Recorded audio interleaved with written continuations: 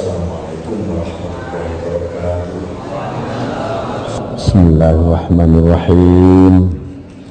Alhamdulillahilladzi mala'a quluba awliyaihi bimahabbatihi wa ikhtassa arwahahum bisyuhudi 'azamatihi wa hayya asrarahum lihamli a'ba'i ma'rifatihi fa qulubuhum fi rawdati jannati ma'rifati yuhbarun wa arwahum fi riyadi malakutihi yantazihun wa asraruhum fi bihari jabarutihi yusabbihun. Allahumma salli ala sayyidina Muhammadin abdika wa nabiyyika wa rasulika nabiyil ummi wa ala alihi wa sahbihi wa sallim tasliman biqadri azamati dhatika fi kulli waqtin wa hin, amma ba'd. Bismillahirrahmanirrahim. Sekarang ke-8. Walal mu'allif rahimallahu ta'ala wa nafa'ana biulumihi wa amaddana bibarakati fid dharain amin. Idza fataha laka wijhatan minat ta'arrufi fala tubali ma'aha an qalla amaluk fa innahu ma fatahaha laka illa wa huwa yuridu an yata'arrafa ilaik. Alam ta'lam anna at-ta'rifa huwa muriduhu alaik wal a'malu anta muhdiha ilaih.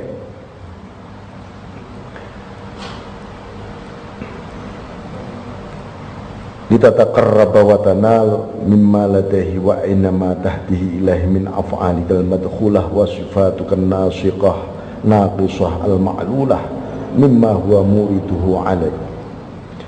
Idza fatahalaka wijhatan minat ta'arruf, manakala Allah membuka perspektif makrifat kepadamu, ya, tiba-tiba Anda ini dibuka pintu makrifat oleh Allah, ya. Fala tubali ma'aha engqalla amaluk, janganlah engkau peduli amalmu masih sedikit. Jadi Allah itu membuka pintu ma'rifat kepada hambanya itu tidak tergantung amaliyah, mujahadah, tazkiyah di dalam diri si hamba itu, tidak. Karena makrifah itu prerogatifnya Allah. Yang memakrifatkan kita itu bukan kita, tetapi ya Allah itu sendiri. Allah mengenalkan dirinya, jadilah kita makrifah. Sebenarnya begitu. Bukan kita mencari supaya kita kenal Allah lalu sampai kita mengenal dia, bukan. Ya. Semua itu karena at-ta'rif, proses ta'aruf itu, pemakrifatan itu adalah karena Allah itu sendiri. Tidak tergantung, wah saya kemarin ahli maksiat, masa bisa saya makrifat ya hari ini. Atau sebaliknya, saya sudah 5 tahun mujahadah, puasa, zikir, gak pernah berdosa, pasti bisa makrifat saya ini. Tidak. Itu semua tidak ada hubungannya dengan amal kita. Karena itu makrifah itu adalah sebuah proses pengenalan dari Allah kepada kita, bukan kita kepada Allah. Karena itu caranya ya menurut Allah. Proses, situasi, kondisinya Allah. Kalau itu dari kita, maka pasti kita akan bisa merencanakan besok, minggu depan makrifatku sekian, bulan depan naik sekian, tahun depan harus sudah sekian. Nanti bisa begitu kita. Padahal ya memang tidak bisa begitu. Jadi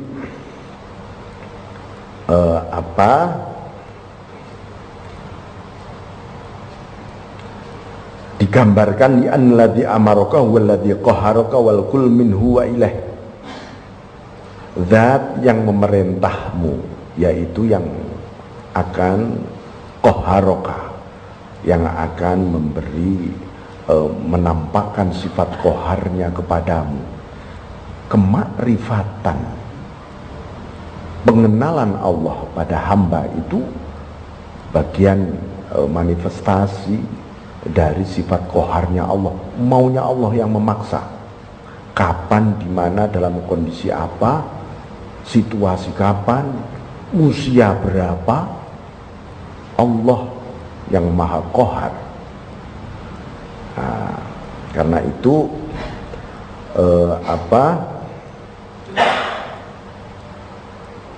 karena itu tidak ada hubungannya dengan banyaknya amaliyah kita. Nanti kalau kenapa ya demikian? Supaya kita itu tidak iktimat pada amal. Nanti kalau orang bisa menentukan kemakrifatannya, orang bisa iktimat pada amal. Amalku sekian, makrifatku sekian. Bisa begitu nanti. Nah, karena iktimat itu supaya billah, Allah pun mengenalkan dirinya kepada kita yang disebut makrifah. Karena itu makrifah itu billah. Kenapa? Wal kul minhu wa ilaihi, semua dari Allah dan kepada Allah. Jadi termasuk kita diberi pengetahuan wijhah, perspektif, ya, perspektif cakrawala kemakrifatan itu ya dari Allah menuju Allah. Nah, jadi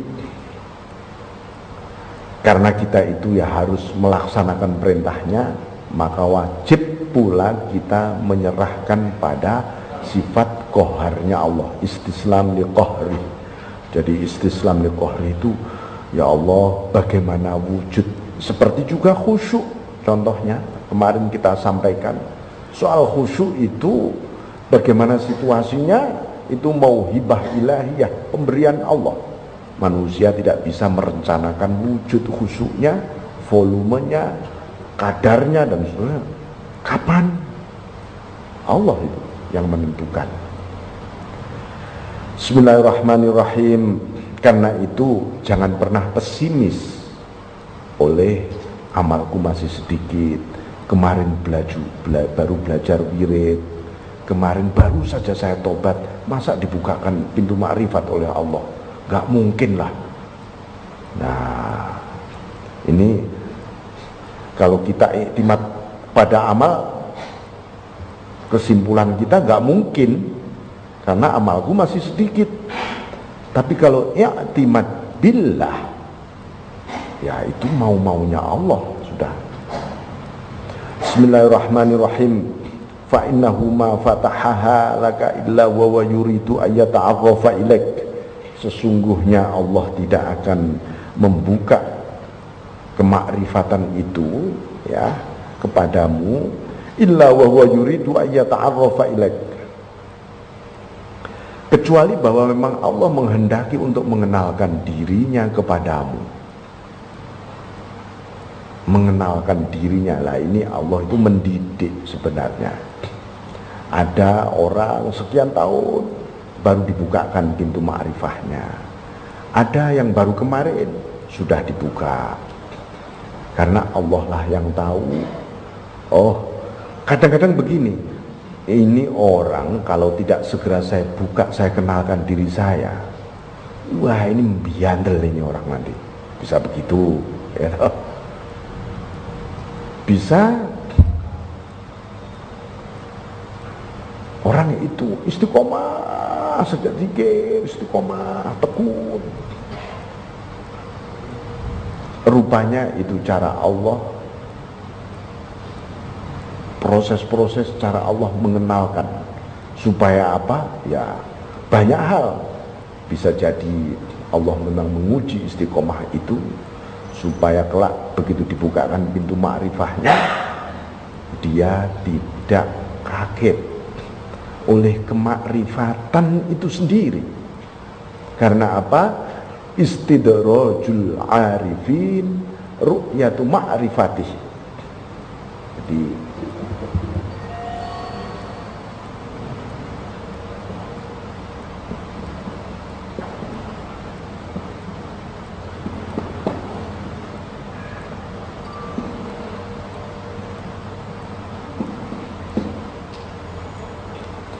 di antara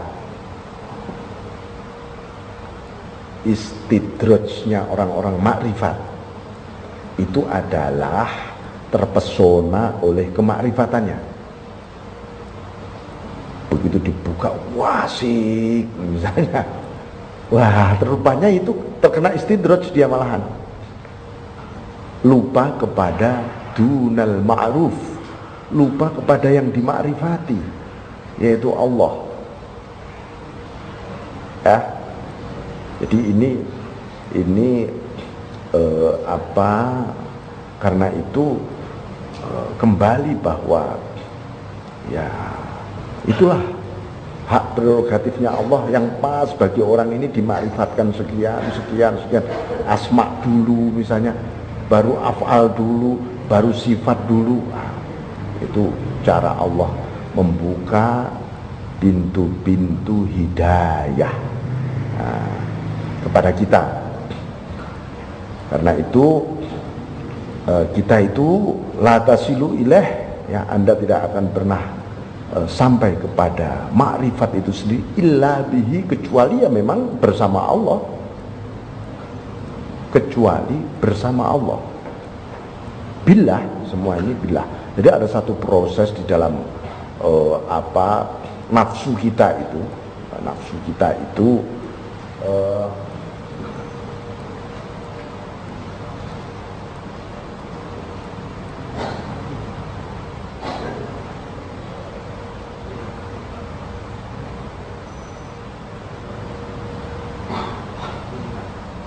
billah apa lagi? Hah?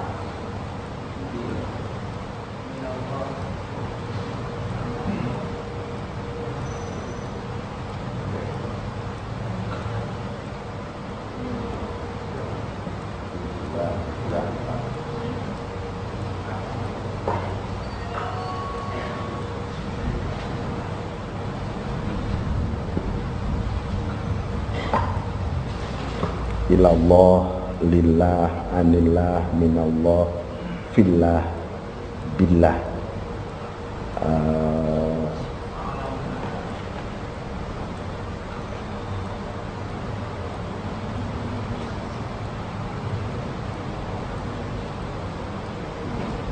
Allah dulu ya.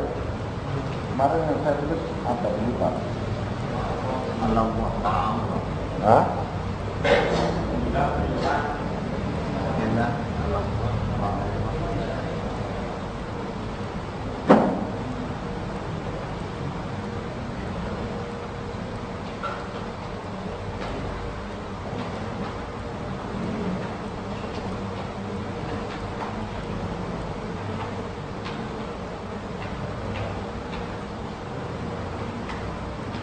Jangan lupa urutannya ya. Ada yang nyatet.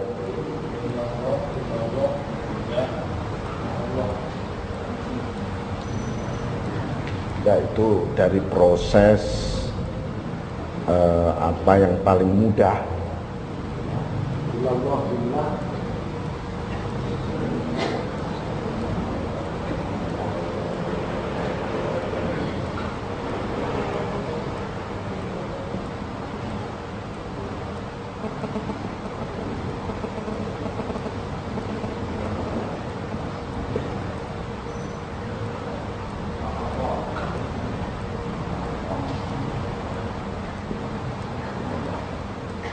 Ilallah ada 7 ya. Ini kalau dari segi perjalanan proses transformasi.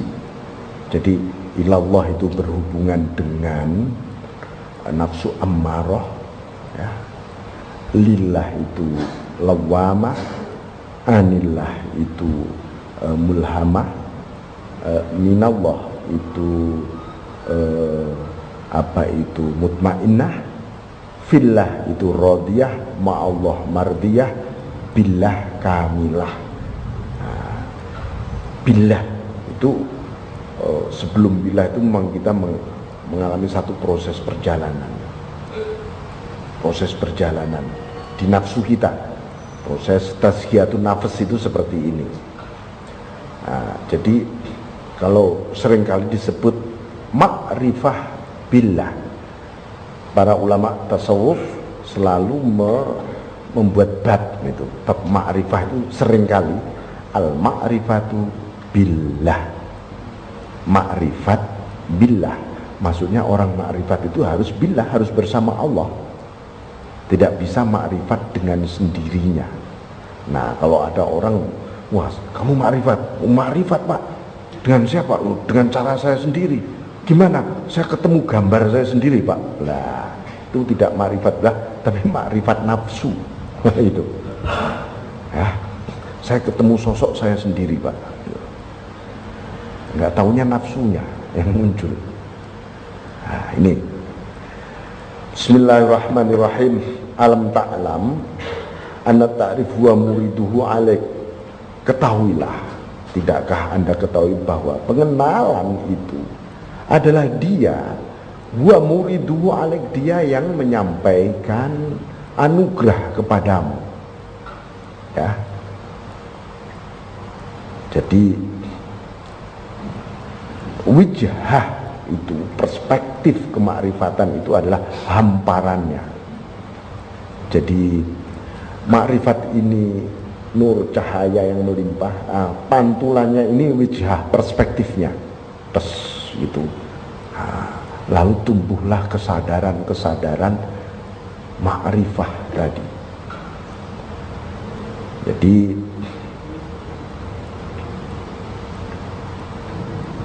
digambarkan sebagai ghayatul matalib. Ghayatul matalib. Kalau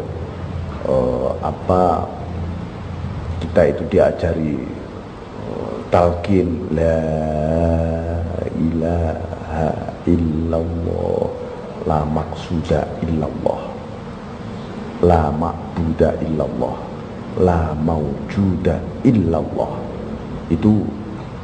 Itu proses setelah kita mengenal, oh kalau begitu la maqsuda illallah, nggak ada yang aku tuju kecuali lah menuju Allah. Ini setelah kita mengenal Allah, menuju Allah ya harus bersama Allah.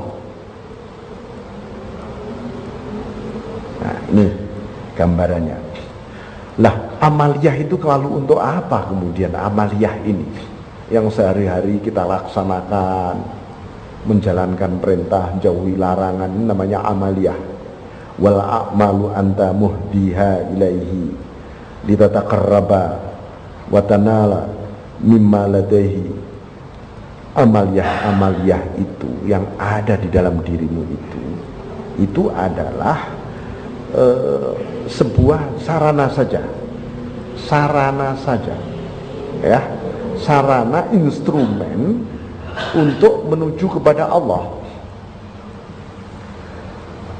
Seperti kalau di Al-Quran disebutkan begini,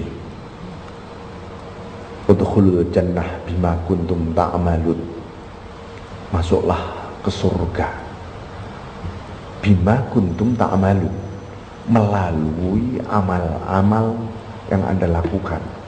Itu bukan berarti amal itu sebagai kartu visa, ya, bukan sebagai paspor untuk masuk pintu surga, bukan. Amaliyah bima kuntum ta'malun itu untuk menegaskan surga sebelah mana anda masuk melalui amaliyah itu.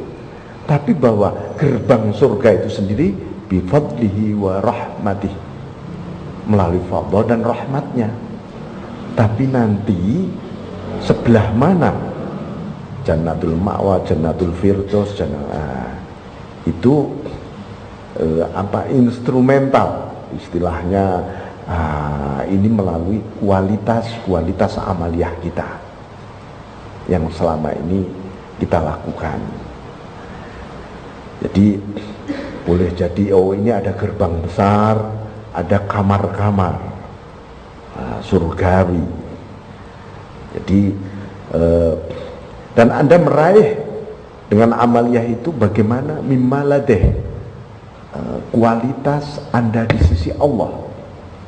Di sisi Allah kita ini di posisi Namanya di sisi itu, namanya di Hadratul Quds.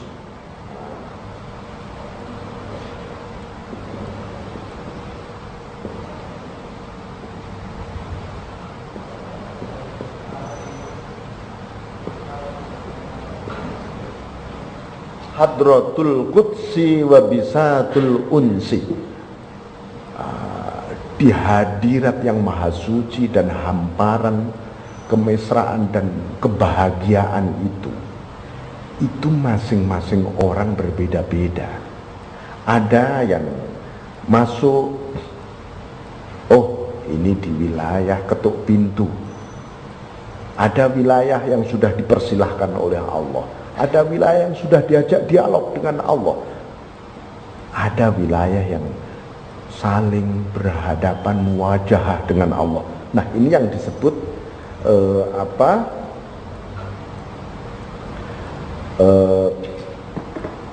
wa tanalu mimma ladeh. Anda meraih apa yang ada. Wa inama tuhdihi ilaih min af'alikal madkhulah wa sifatikan nasr al-ma'lulah. Bagaimana mungkin Anda dari hal ini ditunjukkan oleh perbuatan Anda maupun amal-amal kita yang sangat-sangat kurang, serba kurang, penuh dengan cacat. Hal yang cacat bagaimana bisa memasuki wilayah yang sempurna? Itu kan sesuatu yang mustahil kalau tidak disempurnakan oleh Allah. Makanya sebuah proses surga itu sebuah gerbang kesempurnaan. Yang penting orang itu punya iman, walau darah, ya, sebiji atom atau nuklir atau nekles yang paling kecil, masih ada iman. Dia punya potensi untuk menjadi sempurna iman itu nanti. Begitu sempurna, masuk gerbang surga. Proses penyempurnaannya ya terserah Allah. Ada yang tiba-tiba diridhoi oleh Allah, diampuni, sempurna begitu aja. Padahal dia dulu ahli maksiat luar biasa.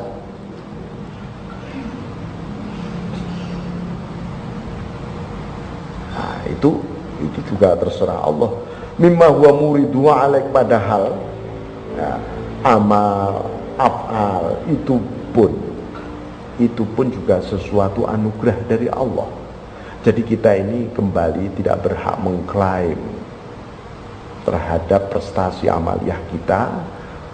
Karena apa klaim terhadap, oh ini kan karena amalku. Begitu seseorang mengatakan ini kan gara-gara anuku, ini sudah takabur kita. Bagaimana mungkin takabur itu bisa kita sowankan pada Allah? Ya, ada qit'atan minal kibr. Karena itu disebutkan oleh Rasulullah, gak bisa masuk surga kalau di dalam hatinya ada qit'atun minal kibr. Karena apa? Kibr ini bermula dari iktimat pada amal. Wah, saya amalku sudah begini, berarti wah jaminan. Malah tidak. Itu. Karena itu justru proses klarifikasi kita terhadap amaliyah. Nah, ya Allah, rupanya amal-amal itu juga anugerahmu, fadl rahmatmu. Begitu seseorang masuk di dalam pengakuan semua engkau Allah, itulah sebenarnya terbukanya pintu surga. Itu. Bismillahirrahmanirrahim. Nah, jadi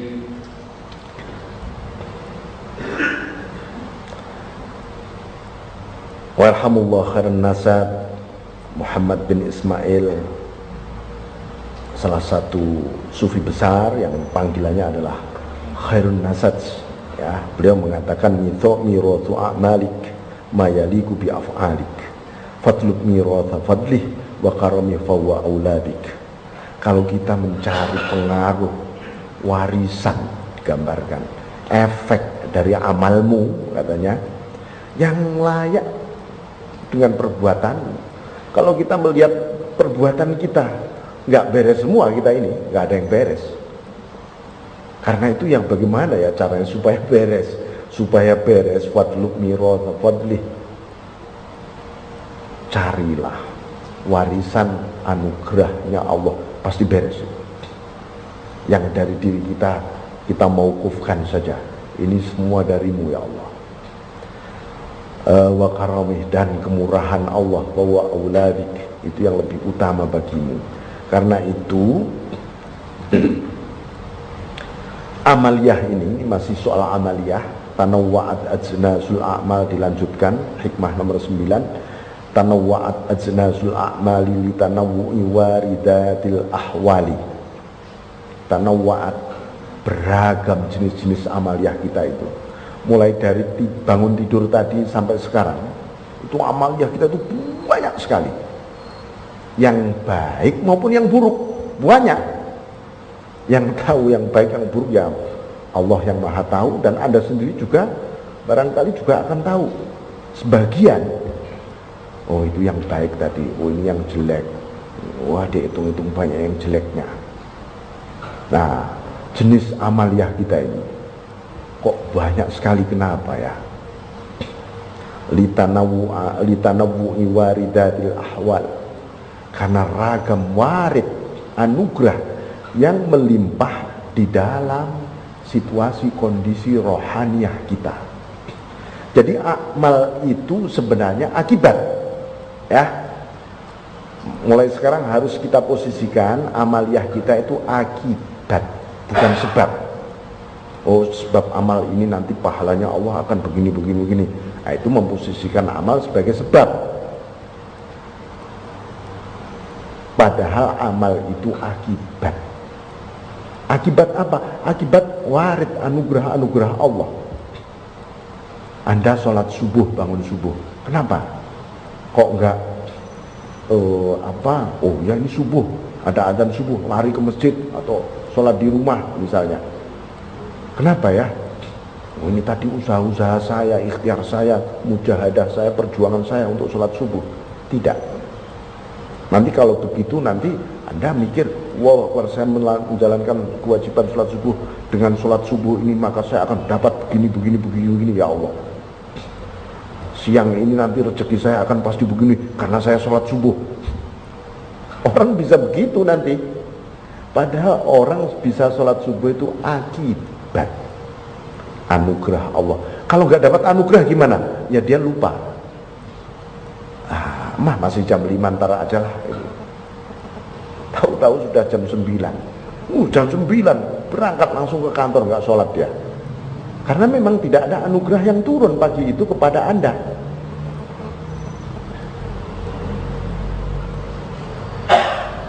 Jadi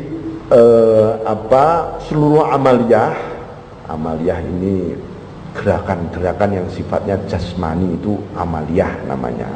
Kalau gerakan-gerakan yang sifatnya rohani itu namanya ahwaliyah.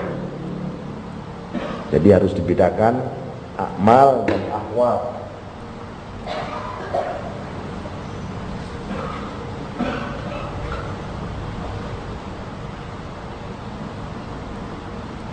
Ahwal melahirkan al-ahmal. Dari mana datangnya ahmal? Dari waridah.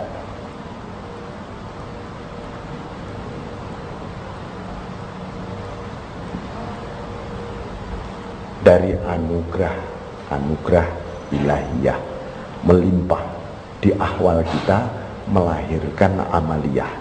Jadi begini sebenarnya syariat itu akibat hakikat, bukan syariat mencari hakikat, bukan. Kalau syariat mencari hakikat itu namanya pendidikan.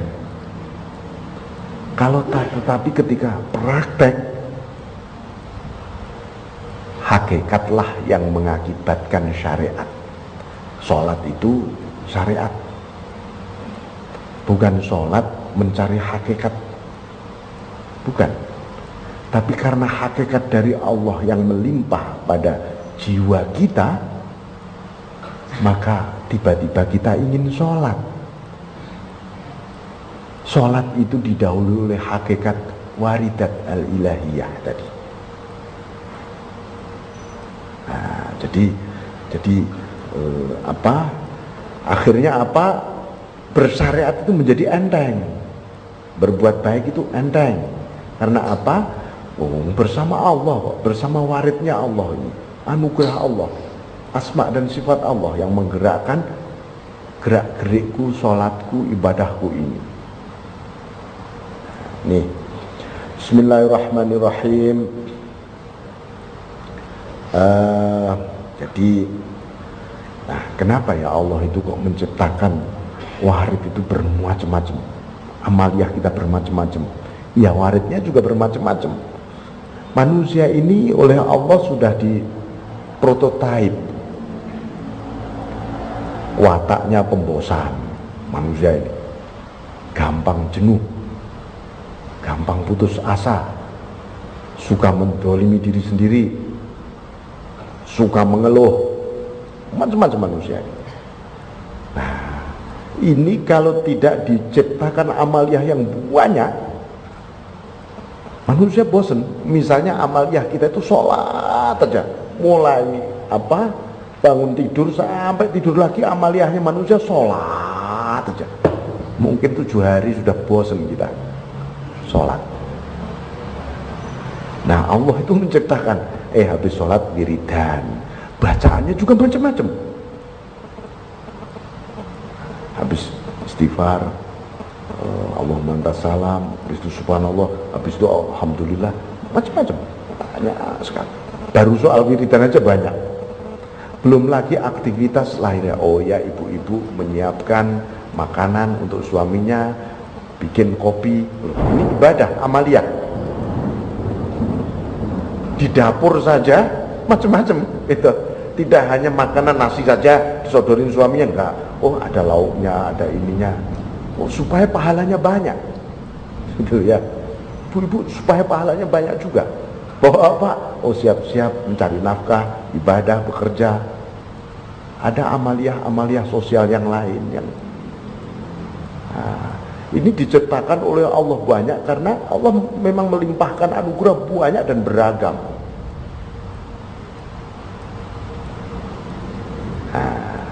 Jadi misalnya begini, wah asik ini naik motor mau bekerja, tiba-tiba oleh Allah kita ditakdirkan ngerem itu gara-gara ada orang nyebrang. Astagfirullahaladzim, innal rujul. Nah, kenapa ya Allah kok menakdirkan?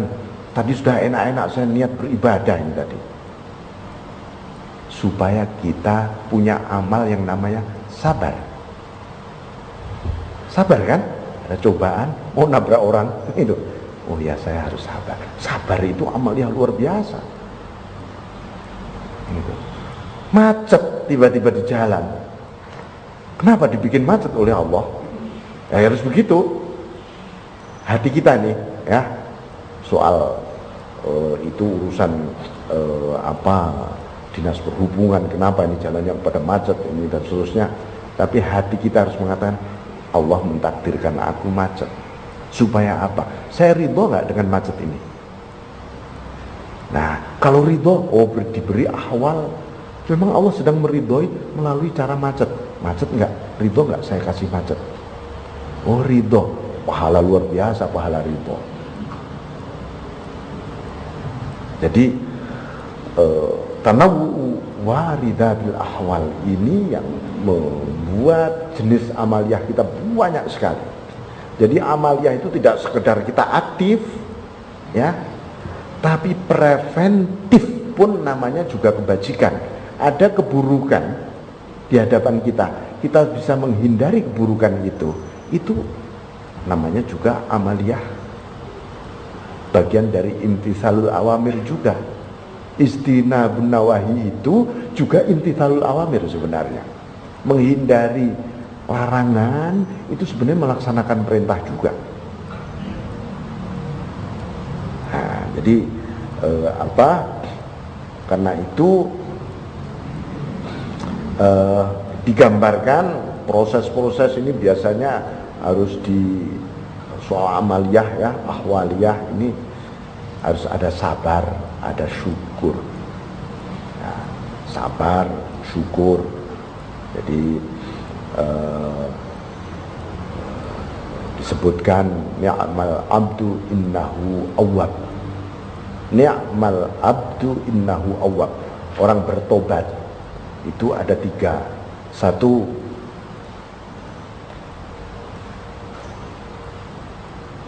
namanya taubat.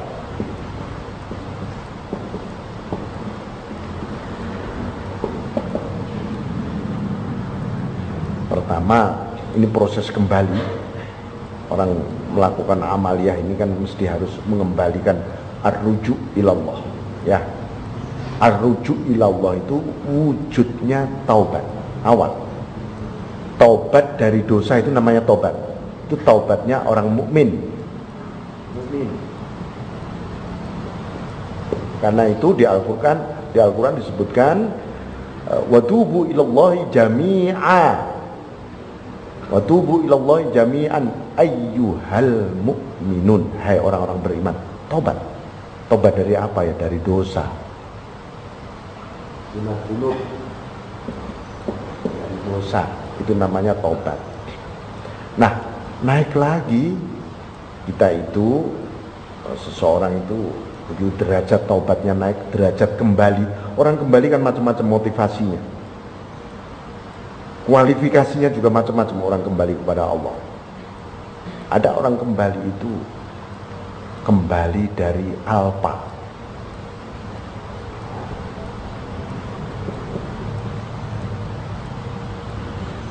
Ghafalat. Kita ini lebih banyak lalai hati kita dengan Allah. Dari pagi sampai sekarang kita mengingat Allah berapa persen? Dari setiap detik, setiap menit ini. Nah, ini taubatnya inabah.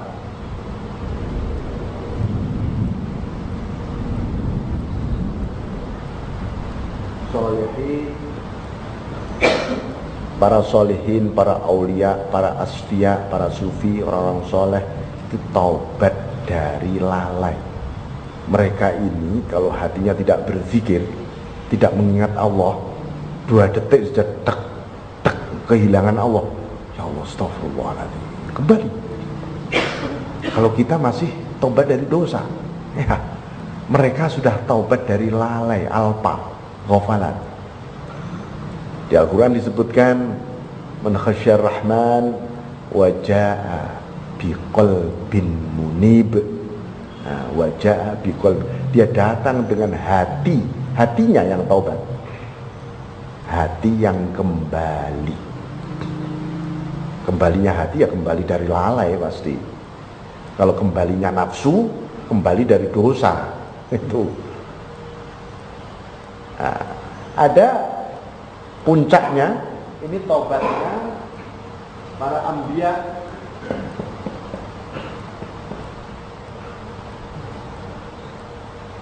para nabi dan rasul. Itu disebut aubah, seperti yang digambarkan oleh Allah Subhanahu wa taala mengenai profil Nabi Ibrahim alaihissalam. Ni'mal abdu innahu awwab. Awwab, ya, senikmat-nikmat, sepuncak-puncak yang kembali, hamba yang kembali. Innahu awwab, yaitu orang-orang yang aubah. Kembali dari mana para nabi dan rasul? Aubah ini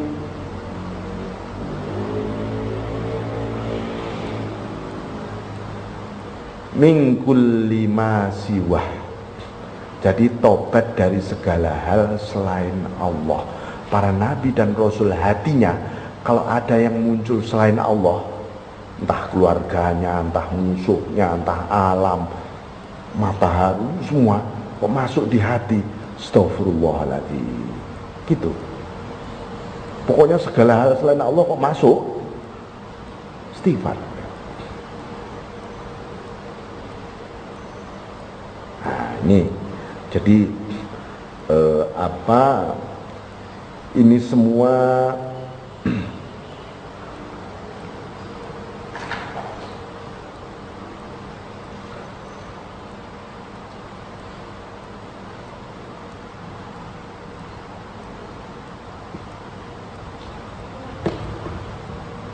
Jadi Rasulullah SAW ya, pernah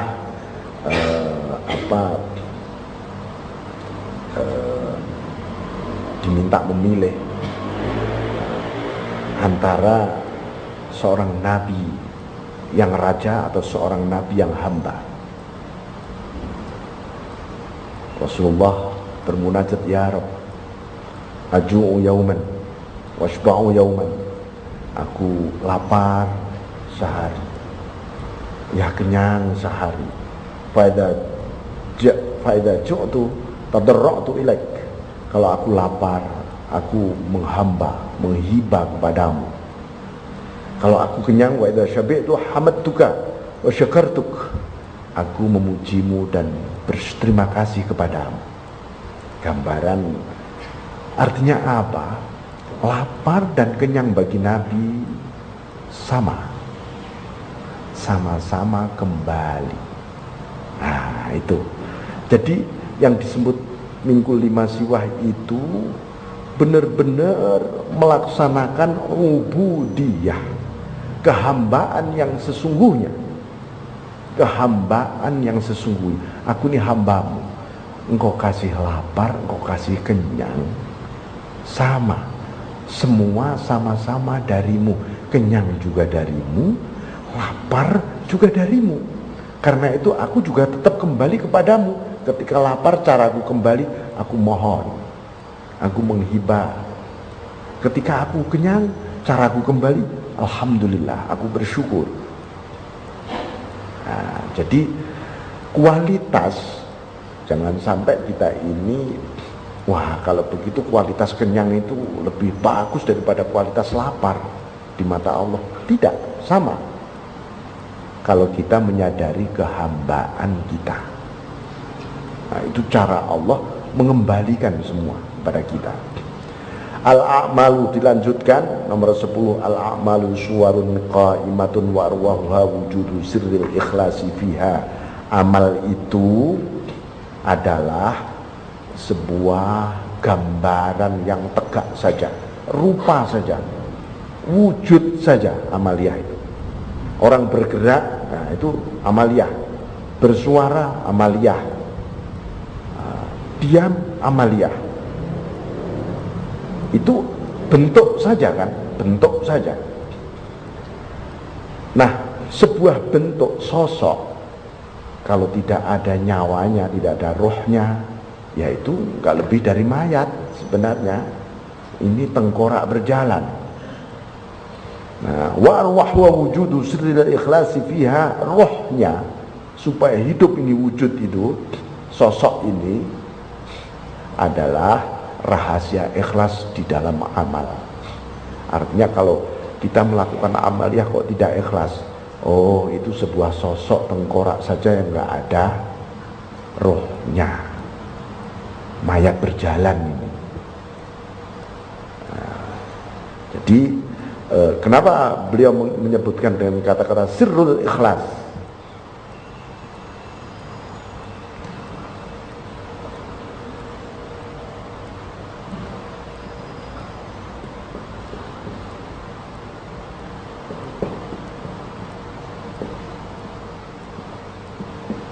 Rahasia ikhlas, kok disebut pakai rahasia, kok nggak ikhlas gitu aja ya, kok nggak al-ikhlasu fiha. Tapi Ibnu Athaillah menggunakan kata sirrul ikhlas fiha, karena ini adab beliau terhadap hadis qudsi yang berbunyi al-ikhlasu sirrun min sirri. Ikhlas itu salah satu rahasiaku, kata Allah. Stauda'tuhu qabla man ahbabtuhu min ibadi. Aku titipkan, stauda'tuhu, aku titipkan kepada hati hambaku yang aku cintai. Jadi kalau Allah itu mencintai hambanya, hatinya dititipi ikhlas. Cinta lagi, dititipi ikhlas, ditanam banyak ikhlas oleh Allah. Nah, jadi karena itu ikhlas itu mesti menjadi spirit dari seluruh amaliyah. Ini orang banyak salah paham mengenai istilah ya. Ikhlas sama ridho.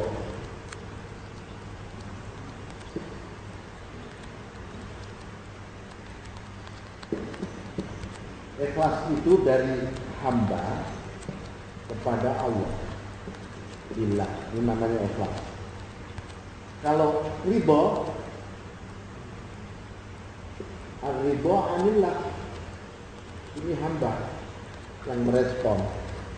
Jadi begini, ikhlas itu apapun ya, inna sholati wa nusuki wa mahyaya wa mamati lillahi. Itu namanya ikhlas. Hanya bagimu Allah. Tetapi kalau apapun ar-ridho anillah, kita pun rela apapun yang diberikan oleh Allah pada kita, itu namanya ridho. Sandal hilang, jangan adalah saya ikhlasin, itu salah. Saya ridhokan, yang benar. Ya. Saya ridho kayak sandalku hilang, itu rela. Apapun yang dari itu dari Allah, itu dihilangkan memang oleh Allah. Ya bukan hilang entah diambil siapa, tapi itu anillah, ar-ridho anillah namanya. Nah, disebutkan ba'dul masyayikh rahimahullah, sebagian sufi menyebutkan sahih amalaka bil ikhlas, benarkan amalmu itu dengan ikhlas. Wa sahih ikhlasuka bitabarri minal haul wal quwwah, benarkan ikhlasmu itu supaya kita bisa ikhlas. At-tabarri minal haul wal quwwah,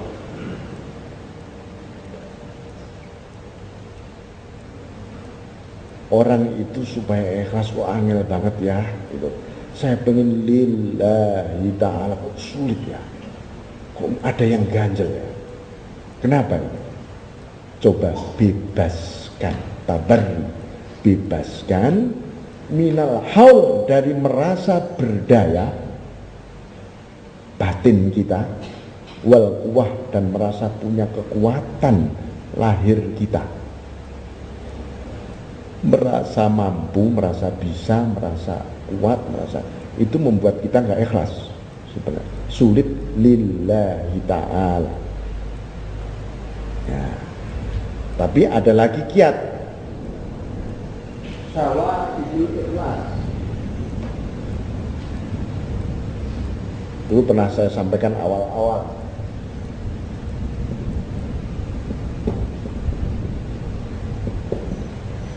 Apa yang menghambat ikhlas kita? Satu, ru'yatul a'mal, melihat amal baik kita sendiri. Saya kemarin sudah begini, diingat-ingat, itu menghambat ikhlas, menghalangi ikhlas kita.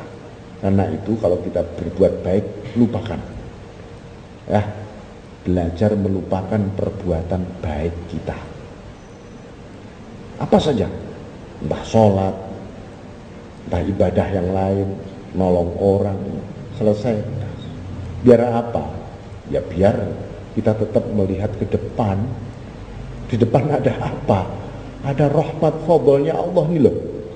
Kalau kita melihat ke belakang, wah saya sudah begini begitu, ini udah ini, rahmat fadlnya Allah ketutup nanti. Nomor 2,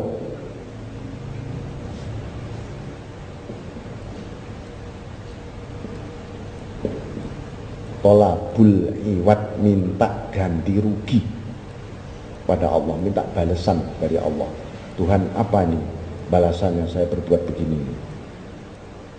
Mau sholat untungnya apa ya saya sholat niyah? Dihitung dulu. Itu tandanya kita nggak ikhlas. Nah, seperti Anda memberi sesuatu kepada seseorang, dia nanti ngasih apa ya pada saya? Pasti nggak ikhlas itu. Apalagi kita kepada Allah, saya sholat tahajud nanti dapat kehebatan apa ya? Nah, nggak ikhlas tahajudnya. Jadi tolabul iwat itu harus. Yang ketiga, puas ya, puas atas amal kita. Kita itu puas, sudah kayaknya sudah selesai seluruh perjuanganku, seluruh ibadahku, seluruh amalku sudah full, sudah sempurna saya. Nah, ini tandanya nggak ikhlas melakukannya. Jadi ini gambaran at-tabarri minal haul wal quwwah. Karena apa?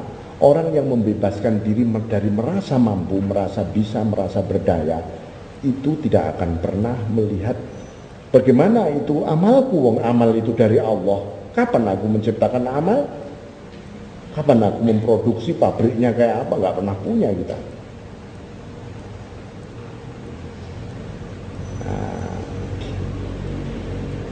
Amal itu sodakohnya Allah pada kita. Ya, Allah itu kalau memberi sodakoh pada kita, kita ditakdirkan melakukan amaliyah. Loh, masa kita itu minta ganti rugi kepada yang memberi sedekah? Ya, kita dikasih duit oleh orang tiba-tiba dan kita butuh, habis dikasih, Pak, mana Pak ganti ruginya sama ngasih saya ini tadi? Kan gila kita ini. Amaliyah itu sodakohnya berupa anugerah Allah pada kita. Karena itu ya nggak usah minta ganti rugi kita.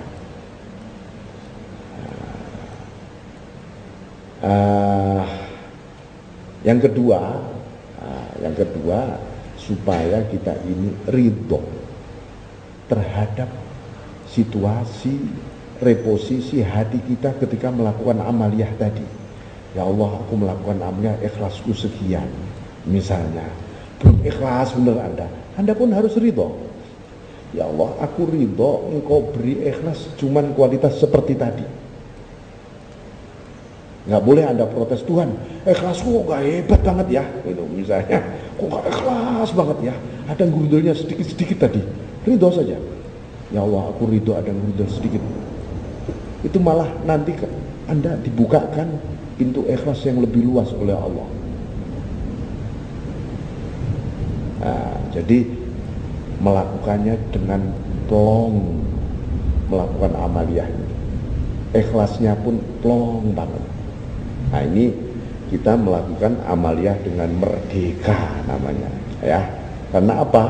Karena kita tidak dijajah oleh al-haul wal quwwah.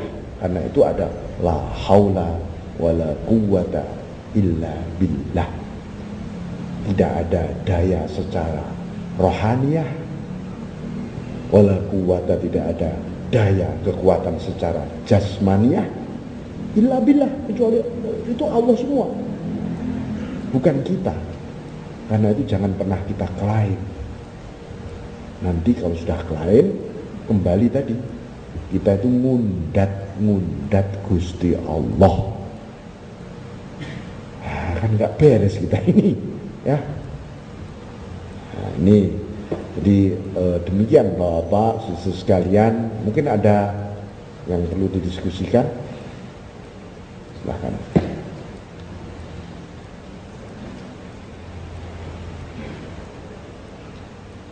Bapak.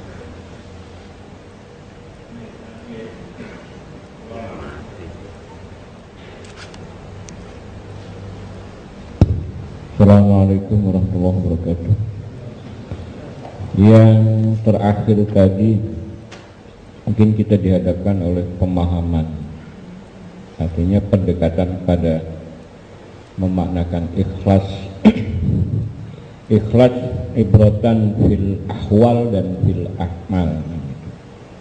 Sementara kita lebih dipahamkan oleh penyampaian bahwa yang namanya ikhlas itu ibratan fil akmal, artinya bagaimana menempatkan suatu perbuatan.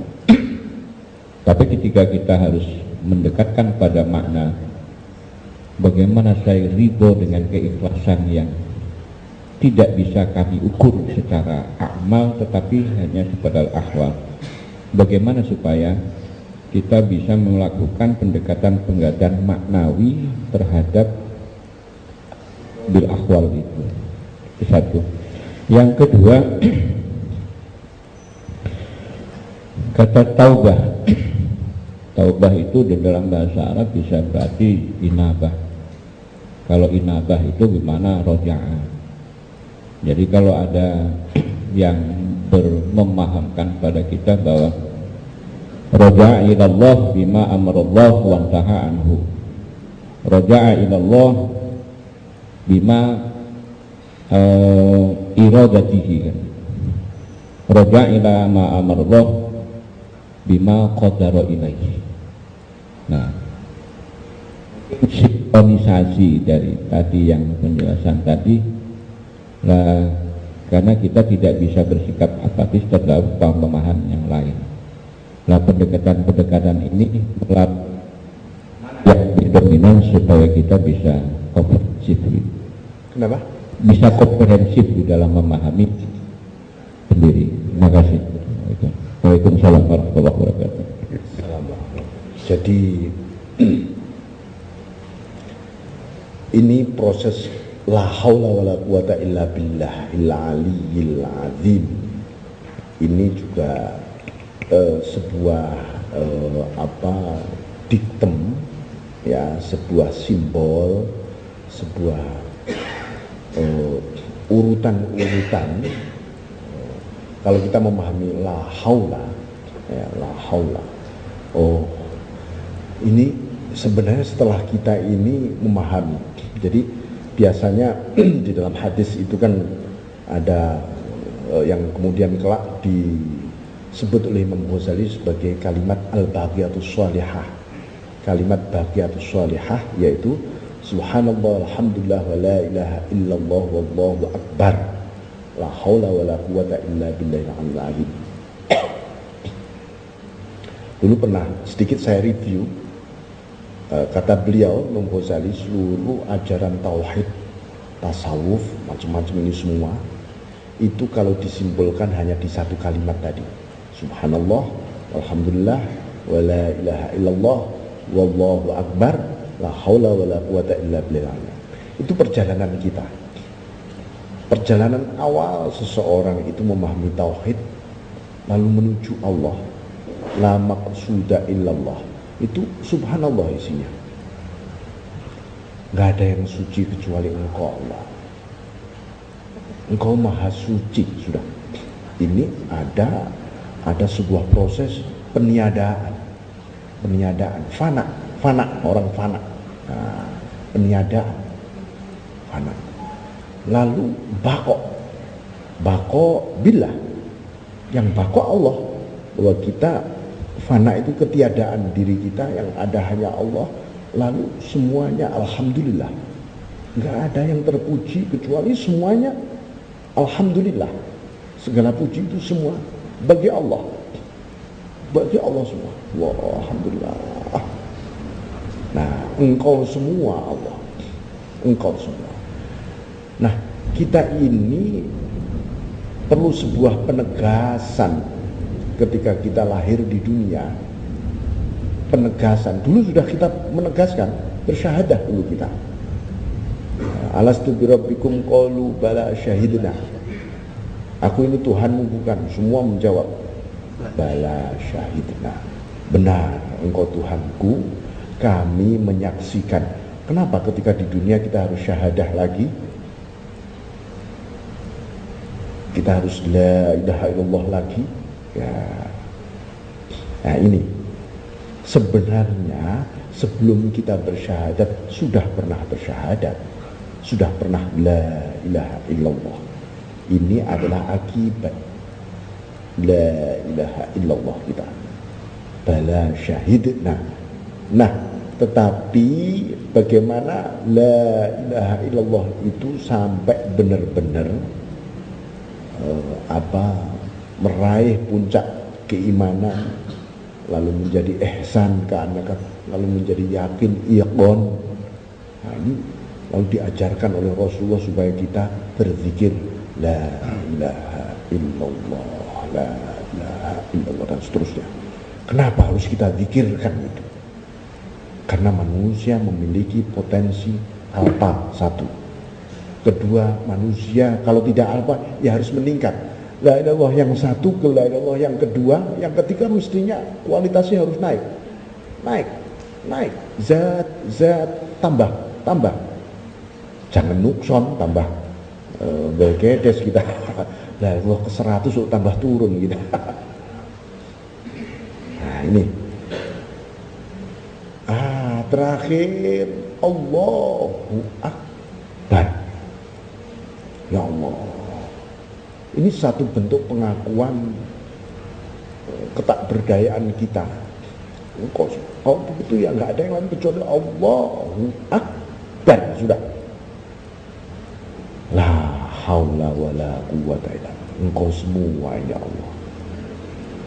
Nah, kalau ini darimu semua, engkau semua, bersamamu semua, ya ini semua ya harus bagimu semua. Nah, jadi ikhlas kita. Lillahi Allahu Akbar. Lillahi ta'ala itu kan sebenarnya di dalam lillahi ta'ala itu la haula wala quwata illa billah. Yang membuat aku lillahi ta'ala ya engkau juga Allah.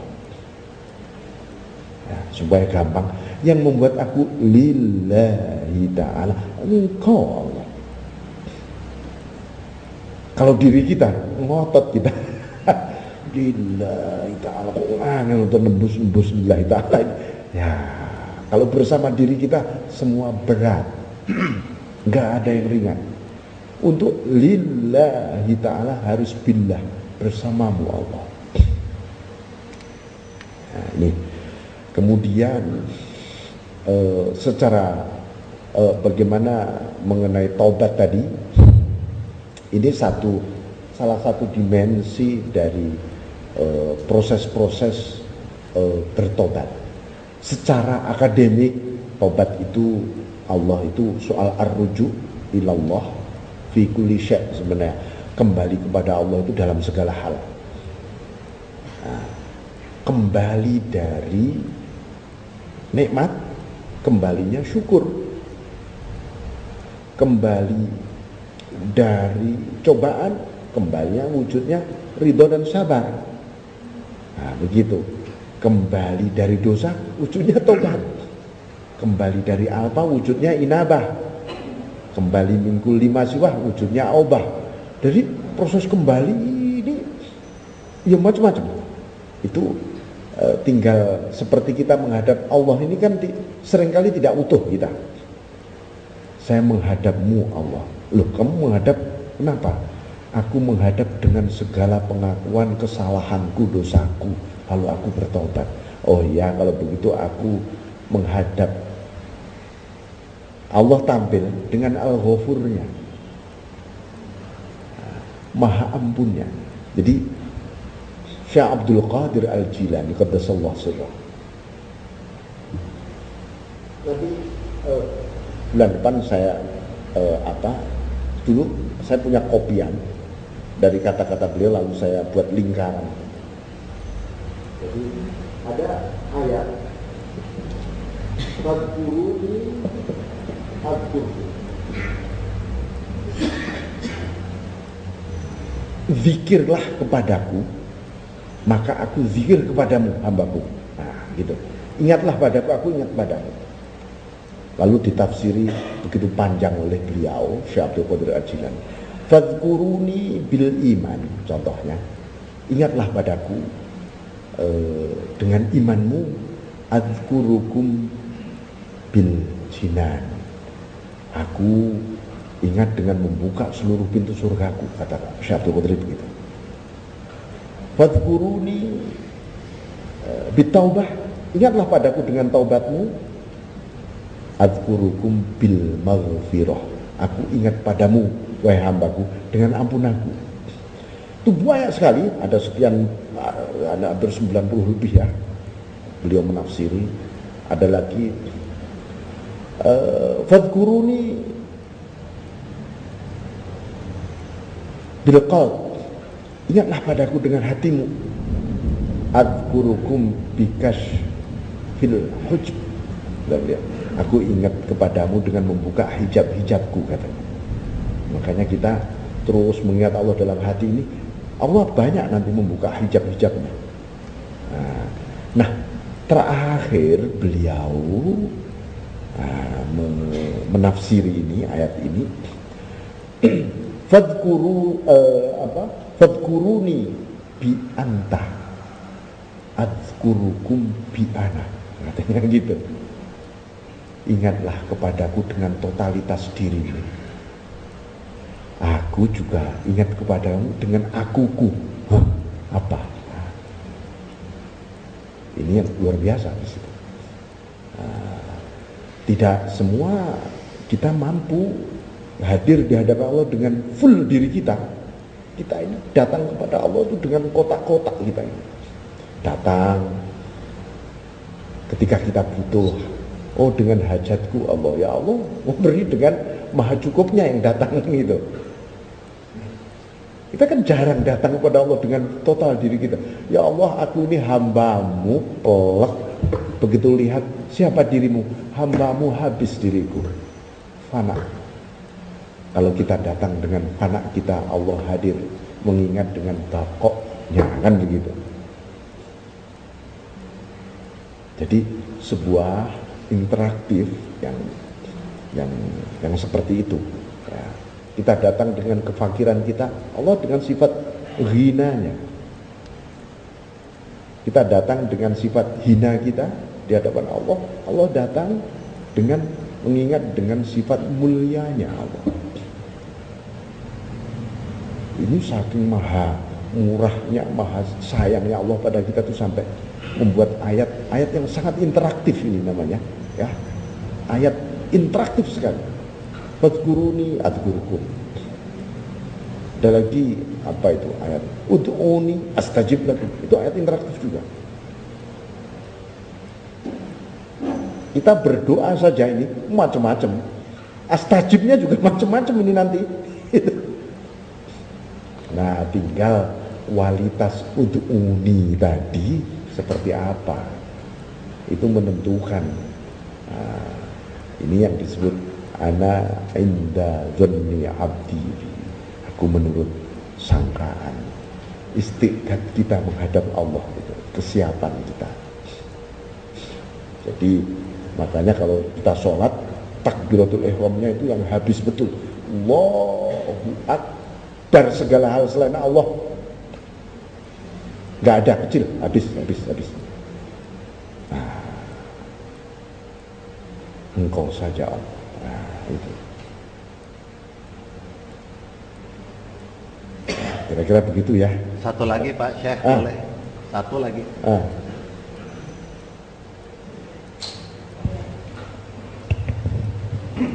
Bismillahirrahmanirrahim. Pak Kiai Lukman, saya tadi mendengar tentang al-qabdu, al-basat, kelapangan, keleluasaan sama dengan kesempitan, sama dengan kesulitan. Dua-duanya adalah warid dari Allah Subhanahu wa Ta'ala. Ada sebuah ungkapan, al-kufru wal iman yaftariqani min haitsu al-ism wa amma haitsu al-haqiqah fala farqa bainahuma. Kekufuran dan keimanan dari segi nama memang sama. Namun kalau dilihat dari segi hakikatnya, maka keduanya tidak ada bedanya. Itu dari Al-Halaj.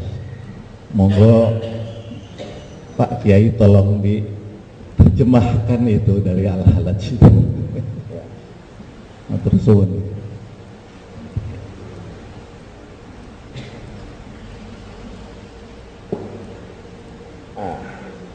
Begitu Allah menciptakan, menghendaki, da'aradallahu syai'an yaqulu lahu kun fayakun. Kun. Huruf kan sebuah rahasia kun. Ya. Kun itu terdiri dari huruf kaf dan nun.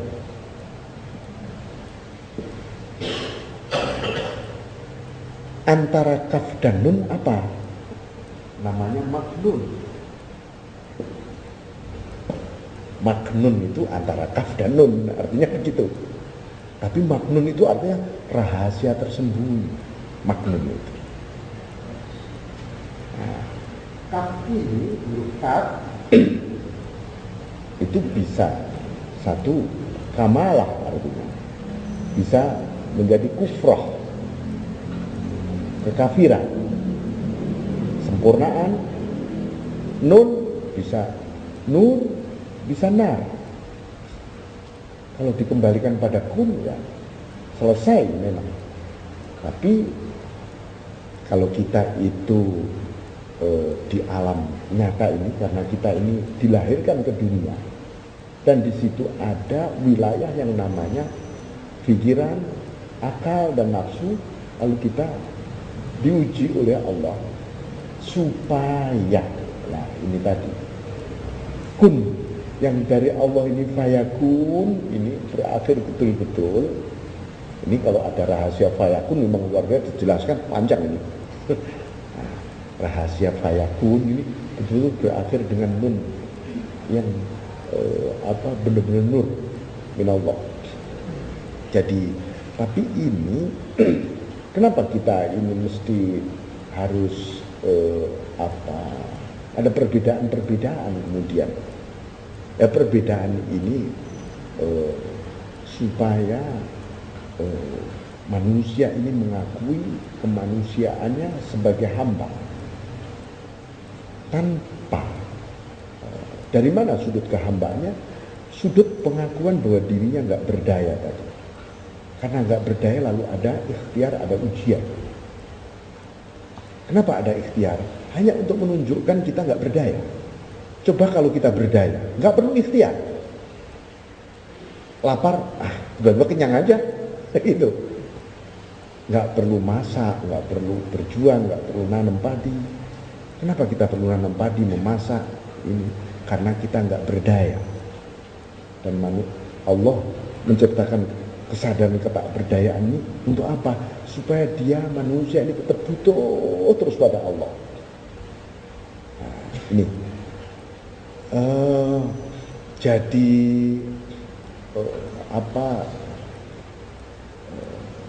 kalau kita sekarang kita berada di wilayah fayakun, ini sebuah proses yang begitu panjang, yang ibaratnya kalau diurai setiap hurufnya, yaitu perjalanan kita di dunia juga. Tetapi awalnya kun. Fayakun itu bagian dari rahasia fayakun. Ada di mana? Ada di antara maknun tadi, antara kaf dan nun tadi. Mulai dari aras, lauhul mahfud, al-kursi, semua itu berada di antara kaf dan nun.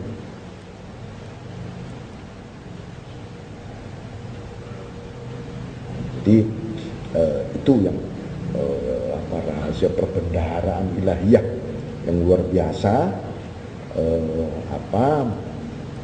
Ma bainal kaf dan nun. Jadi sebuah pertanyaan contohnya. Kenapa kita bertanya? Ya karena pasti itu akal pikiran kita. Ada wilayah-wilayah yang kenapa kita diberi akal dan pikiran? Supaya kita tahu bahwa diri kita ini sebenarnya nggak berdaya. Sebab apa? Ada sebuah wilayah yang nggak bisa ditembus oleh akal dan pikiran. Kenapa kok Allah nggak sampai boleh menembus itu ya? Ya supaya memang kita supaya butuh terus pertolongan Allah. Sebab kalau manusia nggak sampai butuh pertolongan Allah, mulai bahaya ya. Itu bahaya. Nah, kamu tak kasih wilayah yang tidak bahaya, tempatnya berdoa terus. Berdoa. Karena itu itu juga nanti menyembunyikan. Kalau kita melihat satu hadis Rasulullah SAW, hadis qudsi, kuntu kanzan makhfiyah, aku berbendaraan tersembunyi, wa ahbabtu an u'rafa wa khalaqtu khalqan liya'rifani, aku menciptakan makhluk supaya mengenal aku. Jadi pada susunan kata hadis qudsi ini itu juga mengandung rahasia. Kalau di dalam dunia filsafat rahasia ontologi, tapi juga rahasia aksiologi, juga epistemologi. Jadi kata kun tuh, wah, itu sudah luar biasa. Kalimat Allah menyatakan aku. Loh, kita saja kalau di Al-Quran itu ada la ilaha illa ana, ada la ilaha illa huwa, ada la ilaha illallah, ada la ilaha illa anta. Soal tahlil kita saja Allah menggunakan redaksi yang berbeda. Oh, ini rupanya makom iman kita juga. Itu. Kita ini sudah di la ilaha illa ana, atau masih la ilaha illallah, atau la ilaha illa anta. Ini semua menggambarkan, tapi juga proses-proses interaksi psikologis keimanan kita dengan Allah. Nah, makanya kalau misalnya kita itu bikin kursi itu Pak ya, kira-kira bikin kursi. Dulu sebelum ada alat-alat mungkin, atau sudah ada alat sekarang, itu kan kita pilih juga itu. Oh, ini bagus, ini tengahnya ini pohon jati ini. Tak bikin meja yang bagus di tengah. Bisa disiapkan itu raja.